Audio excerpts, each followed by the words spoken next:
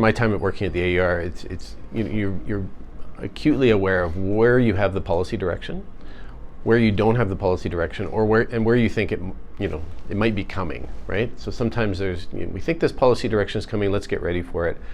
This is an area, the liability management, where the policy direction has been, more or less to continue to keep the focus on expanding production of oil and gas, and that has its roots back in the early 90s at least, if not further back, right, where there was sort of a sense that we would have a long period of time in which to deal with these liabilities, and the priority at the time was to keep the money in the hands of industry, because they would make investments in oil and gas expansion if they had more cash available to them. And that has completely changed in Alberta, but the approach to dealing with liabilities has not changed. When the landman of the day went to a farmer's property and talked to the family about what the company wanted to do, the story was, we'd like to drill an oil and gas well. We're a big, responsible corporation with really knows how to do things safely and well. This is a temporary use of the land surface. You'll be compensated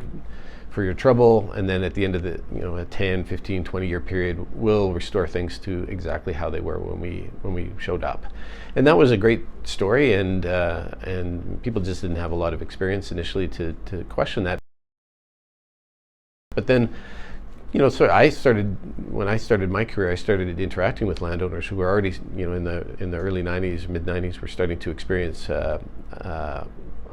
problem with reclaiming well sites, and also sort of just dealing with companies who were being really forceful about wanting to drill more wells on their land, even though they hadn't necessarily dealt with waste issues or liability issues that from some of the previous wells or the existing wells. And I think this sort of mentality has perpetuated itself up until this day, that somehow the polluter pay principle is something that we adhere to in Alberta, and eventually companies will do the right thing and clean up these well sites. But there's no evidence to suggest that that's happening or will happen.